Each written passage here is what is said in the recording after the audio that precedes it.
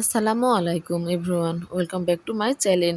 আশা করছি আল্লাহর রহমতে যে যেখানে আছেন সবাই ভালো আছেন। আজ আপনাদের জন্য আরেকটি নতুন রেসিপি নিয়ে হাজির হয়ে গেলাম। আজকের রেসিপি ডিমের কাটলেট। আমি আজকে ডিমের কাটলেটটা কীভাবে তৈরি করব সেটা আপনাদের মাঝে শেয়ার করব। আর আমার আজকের এই রেসিপিটা ভালো লাগলে অবশ্যই একটা লাইক দিতে ভুলবেন না, আর ভিডিওটি শেয়ার করে দেবেন। সবার কাছে অনুরোধ রইল আমার চ্যানেলটিকে সাবস্ক্রাইব করে দেবেন।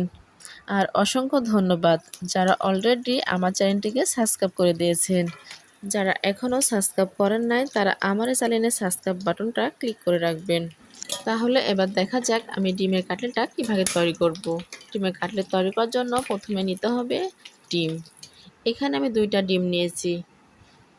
2টা ডিম দিয়ে আমি আজকে ডিমের কাটলেটটা তৈরি করে দেখাবো। এবার একটা করে ডিমগুলো আমি ভেঙে নেব। প্রথমে একটা ডিম ভেঙে নিলাম, তারপরে আবারও একটা ডিম আমি ভেঙে নিলাম। একই ভাগে 2টা ডিম ভেঙে নিলাম। এবার এই ডিমের মধ্যে অ্যাড করব চা চামচের হাফ চামচের কম লবণ।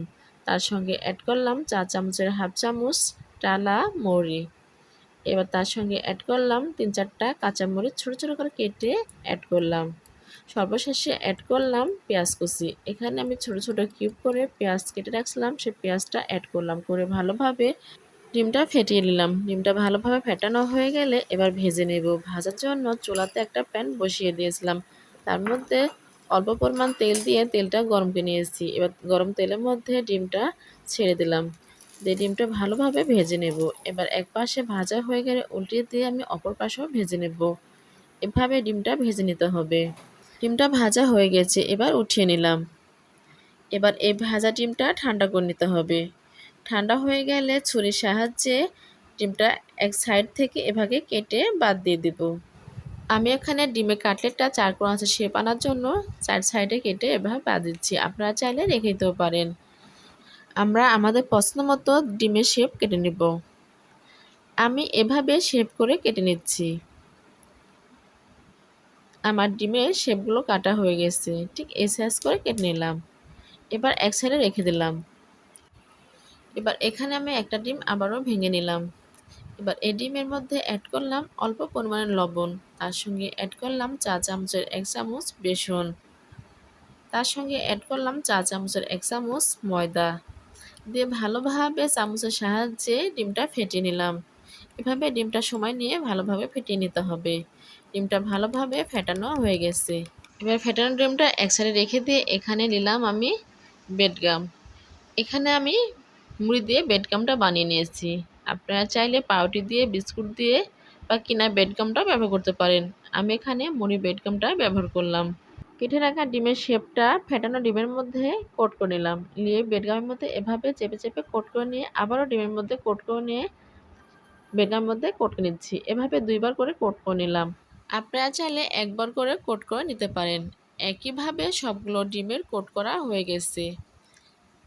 এবার আমি ডিমের কোটগুলো ভেজে নেব। ভাজার জন্য প্রথমে চুলাতে একটা কড়াই বসিয়ে দিয়েছিলাম, তার মধ্যে পর্যাপ্ত পরিমাণে তেল দিয়ে তেলটা গরম করে নিয়েছি। এবারে তেলের মধ্যে কোট করে রাখা ডিমের কাটলেটগুলো ভেজে নেব। একটা একটা করে ডিমের কাটলেট আমি তেলের মধ্যে ছেড়ে দিলাম। এভাবে ছেড়ে দিয়ে এক পাশে ভাজা হয়ে গেলে উল্টিয়ে আরেক পাশে ভেজে নিতে হবে। এভাবে উল্টিয়ে পাল্টিয়ে 2 পাশে ভেজে নিতে হবে। এখানে হালকা ব্রাউন কালার করে আমি ভেজে নেব। চুলা জাল মিডিয়ামে রেখে ডিমের কাটলেটগুলো ভেজে নিতে হবে। এভাবে উল্টিয়ে পাল্টিয়ে সময় নিয়ে ডিমের কাটলেটগুলো ভাজতে হবে।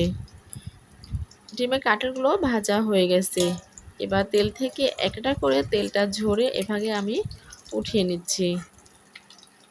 একই প্রসেসে সবগুলো ডিমের কাটলেট আমি ভেজে নেব। সবগুলো ডিমের কাটলেট একইভাবে আমি ভেজে নিলাম। আমি এখানে 2টা ডিম দিয়ে অনেকগুলো ডিমের কাটলেট বানিয়ে নিয়েছি। আপনারা চাইলে আরও বেশি ডিম অ্যাড করে আরও বেশি করে কাটলেট বানিয়ে নিতে পারেন। এভাবে ডিমের কাটলেট আমি বানিয়ে নিলাম। অল্প উপকরণ দিয়ে ঝটপট এই ডিমের কাটলেটটা আমরা বানিয়ে নিতে পারি। বিকেলে চায়ের সঙ্গে এই ডিমের কাটলেটটা গরম গরম একদম জমে যায়। আমরা অতিথি আপ্যায়নে এবং বাচ্চাদের টিফিনেও এই ডিমের কাটলেটটা রাখতে পারি। ছোট বড় সবাই মজা করে এই ডিমের কাটলেটটা খেয়ে নেবে। ডিমের কাটলেটগুলো দেখতে যতটা সুন্দর, খেতে তার চেয়েও বেশি মজার হয়। উপরে মোচমোচা এবং ভিতরে একদম ক্রিস্পি। এভাবে আমরা ডিমের কাটলেটটা বাসায় বানিয়ে পরিবেশন করতে পারি। আমার আজকের ডিমের কাটলেটের রেসিপিটা ভালো লাগলে লাইক, কমেন্ট, শেয়ার এবং বেশি বেশি করে সাবস্ক্রাইব করবেন। সাবস্ক্রাইব করে আমার চ্যানেলের সঙ্গে থাকবেন। আমি যেন আপনাদের মাঝে নতুন নতুন রেসিপি নিয়ে হাজির হতে পারি। আজকে ডিমের কাটলেটের রেসিপিটা কেমন হয়েছে আমাকে অবশ্যই কমেন্ট বক্সে কমেন্ট করে জানাতে ভুলবেন না।